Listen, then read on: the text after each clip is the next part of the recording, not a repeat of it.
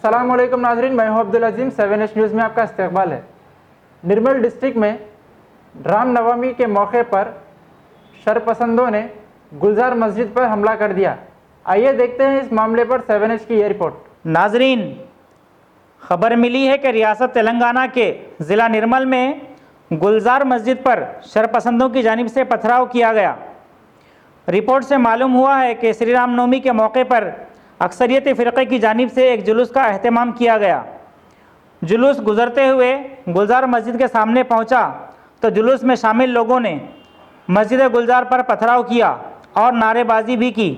इस पथराव के नतीजे में जुलूस में शामिल एडिशनल एसपी भी शदीद ज़ख्मी हो गए, उन्हें अस्पताल पहुंचाया गया।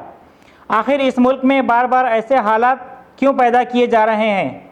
आखिर यहाँ सेक्युलरिज़म बाकी है या नहीं? आने वाले दिनों में बार बार इस तरह हुआ तो आवाम का एतमाद सियासतदानों पर से उठ जाएगा। शहर हैदराबाद में भी श्री रामनवमी के मौके पर शोभा यात्रा के नाम से एक जुलूस निकाला जा रहा है, जिसमें सादा आवाम से ज़्यादा शरपसंद अनासिर शामिल होते हैं और आवाम में जज्बाती और भड़काऊ बयानात देकर शहर की पुरअमन फ़िज़ा में नफ़रत का जहर फैलाने की कोशिश करते हैं। इस जुलूस की क़यादत करने वाले ही शरंगेज़ी मचाने वाली तकरीरें करेंगे तो जुलूस में शामिल शरपसंद अनासिर दंगा फसाद करने हमेशा तैयार रहेंगे। शोभा यात्रा से पहले पुलिस ने यह वार्निंग दी थी कि शोभा यात्रा में डीजे लगाने की इजाज़त नहीं होगी, लेकिन राजा सिंह ने इस मौके पर पुलिस को चैलेंज करते हुए डीजे भी बजाया और भड़काऊ बयानात भी दिए। इससे पता चलता है कि तेलंगाना पुलिस कितनी बेबस है। तेलंगाना सरकार इन मामलों पर क्यों खामोश तमाशाई बनी हुई है?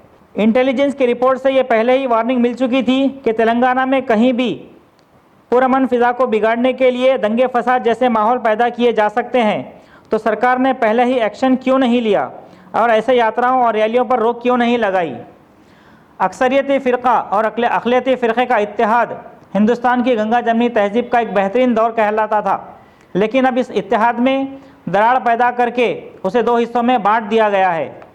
सेक्युलर देश कहे जाने वाले इस मुल्क में अगर कहीं अक़लियती फ़िरक़े से छोटी सी छोटी गलती हो जाए तो पुलिस की जानिब से उस पर लाठीचार्ज किया जाता है, फायरिंग की जाती है, जैसा कि मस्जिद गुलजार में हुआ।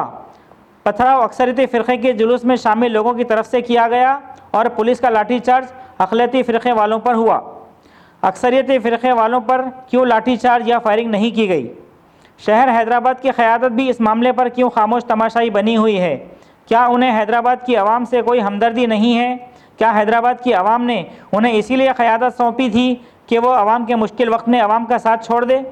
क्या तेलंगाना सरकार ये चाहती है कि यहाँ भी यूपी और गुजरात जैसे हालात पैदा किए जाएँ, या फिर सेंट्रल गवर्नमेंट ये चाहती है कि यहाँ भी यूपी और गुजरात की तर्ज पर दंगे करवाए जाएं और अक्सरियती और अक़लियती फ़िरक़े दोनों में एक दूसरे का डर बिठाकर अगले इलेक्शन को जीतने की राह पैदा की जाए?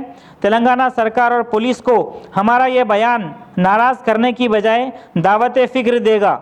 उम्मीद है तेलंगाना सरकार और पुलिस आवाम के मफाद में काम करेंगे।